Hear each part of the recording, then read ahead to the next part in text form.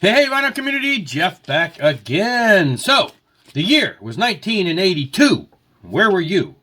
I was knee deep as a teenager into the hard rock and metal world of the 80s.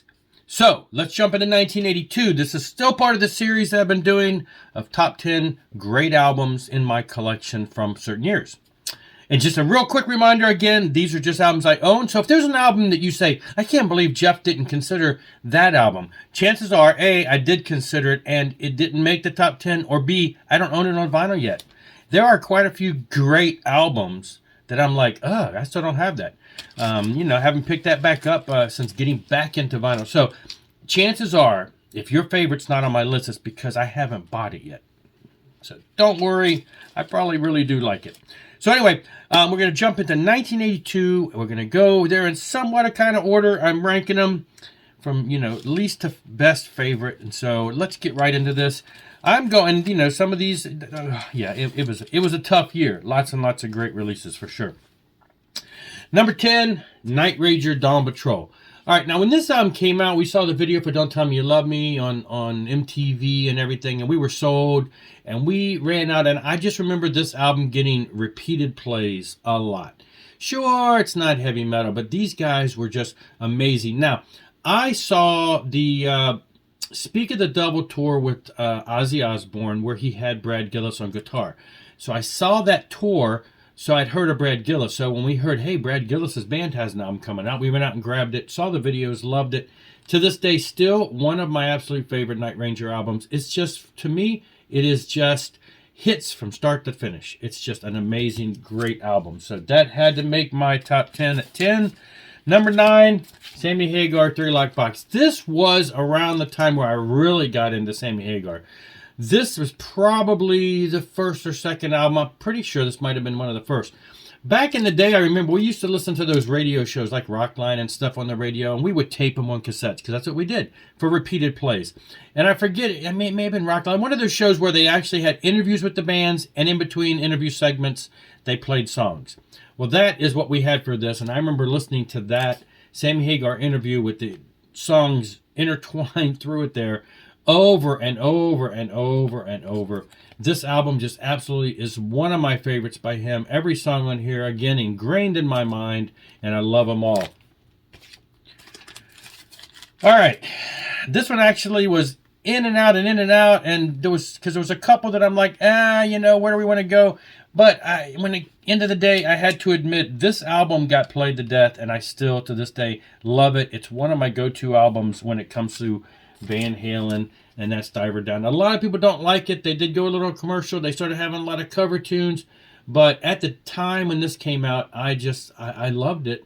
And this is one of those Van Halen albums you can pull out for your friends when you don't have friends that are into really hard rock and you don't want to play the lighter stuff, like, the keyboard-oriented stuff. This is like my go-to album. I used to play this in the car all the time for my wife because it just has a good mix of songs and it's got some really good stuff on it. And I really enjoy these tracks. So, and back when it came out, I remember back in the day, used to play it all the time in extreme volume. So, all right, next. 10, 9, 8, 7, Riot, Restless Breed. I love this album. Back in the day, this is one of the albums. Back in the day, so I didn't know the term back then, but you hear about that, the term that, earworm, those songs that get into your mind and you can't get them out. This album, I really remember being at school and having those songs going through my head and saying, I just got to get back home. I got to get back home. I got to get back home. This album just would not get out of my mind. Now, my friend and I, we used to be silly, goofy teens at the time, and we would put on these, we had all these different lights that you find them in garage sales and stuff, just, the kind of stuff you see at Spencer's and all the silly black lights and the little lighted lights. And we would put them all over his bedroom, and then we'd crank up an album like this. I distinctly remember this album being cranked up, and then we would sing, and guitar, and run around the room acting like crazy. So, yeah. This album is near and dear to my heart. Absolutely. This is the first one where they brought in Rhett Forrester, who is literally one of my favorite singers. He did later, he's no longer with us. Later was shooting incident, robbery, etc., and he passed away. But he left us a couple of great albums, and this is one of the great ones with Riot. All right, Judas Priest, Scream for Vengeance. This is where I really started taking heed, giving heed to Judas Priest. I think it was around this time frame, this point of entry era where I really, and it's the MTV age, so a lot of that you see another thing coming on MTV all the time, and all of that. And so this album this was one of the mainstay albums in the day when the 80s were in this time frame. And so this album is, to me, kind of the most nostalgic because we played it so much, and really this is where I started giving them a lot more time than I used to before that. So absolutely love this album. To me, start to finish, classics again. It's just full of hits, as is this one, Scorpions Blackout. This is where I discovered the Scorpions back in the day, and this was the album. And then they just took it to the next level with the next album, which probably would end up on my list too. And I remember running to the store and buying that one just because I was so blown away by this album that when the following came out, and then you started seeing all the videos. Anyway, this was, I don't recall there being many videos from this. I think we just listened to this all the time. And it was my friend who turned me onto this because I don't think I really had heard much about him before this.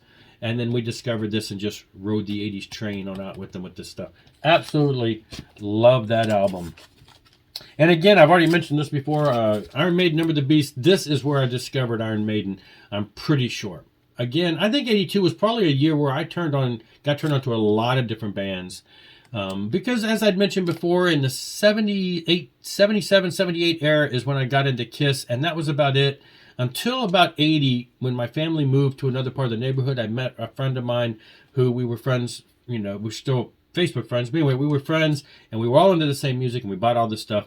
And I think he was the one, and between the two of us, probably got introduced to a lot of this stuff. And this album was just right there, and we played it all the time. I do remember we always bought the imports and the picture discs and everything we could get because we had some record stores around here as kids where you could buy that stuff. And I remember he had the Number of the Beast picture disc. And I forget exactly what happened, but something happened that ticked him off. And he chucked that thing. And it hit the bedroom wall and bounced off and left a dent in the wall that we saw for, the following years after that. So it's just a memory that pops up with this album. Great stuff. And just, it ranks that one down a little bit, but coming in at number 8 is Accept's Restless and Wild. Now, this album, I mean, it was just, compared to the stuff that they had done previously, which this may have been where we discovered Accept also, because the older stuff I think we got into after the fact, but this album was just like blistering and just flat out, almost at times speed metal with songs that were they were ripping us apart. We loved it. And then when Balls to the Wall came out, absolutely phenomenal album. Lost a little of the intensity at times, but kind of settled them into what would become just the next Accept sound for a while. It was, a little more tempered and great stuff. And we absolutely love that album. Saw them on tour at least once or twice for that album, for Balls to the Wall, not for this one. And so, but anyway, this album still for this year was just, again, played to death. It was one of our favorite albums at the time. And then jumping in at number 9 is the first album by Twisted Sister, Under the Blade. Now, I don't think I discovered this one in 82. I think I'm almost positive I got into them with the next album, You Can't Stop Rock and Roll. But then the two of them absolutely became favorites. And then later, when they came out with the Whole Stay Hungry thing. But we were already fans. And we were on the East Coast, so they were on the East Coast. But still, it wasn't easy to find these as much. So I forget. We probably got them in one of the independent releases or whatever. But I know I had You Can't Stop Rock and Roll before this and then got this. And absolutely, this is one, even to this day, they play so many songs from this live because it's still a classic. And then for me, the number 1 album for 1982 is Creatures of the Night by Kiss. Absolutely comeback album. It was absolutely just one of the hardest rocking ones they've done and just absolutely blew us away when this came out. I'm a little bummed because my parents were big on putting us on restriction and stuff, and I got put on restriction the week of the concert for Creatures of the Night, so I missed them for this tour. I saw them on the Lick It Up tour. Same stage show, Same lineup as far as Vinnie Vincent being in the band, even though, you know, it was Ace Frehley on the cover. It was the same stage show with the tank and all that. So I basically got to see the stage show, but I was kind of bummed because that was the last concerts with the makeup. So anyway, at the time, you know, so I'm like, oh, I can't believe I got in trouble and was on restriction and banned from seeing the Kiss show in the year that they came. But there you go. Number one, Kiss. Of course, I'm going to go back to Kiss. That was the first love, and so that is just absolutely one of my favorite albums to this day still. And they still play a lot of the hits from that also. So great stuff.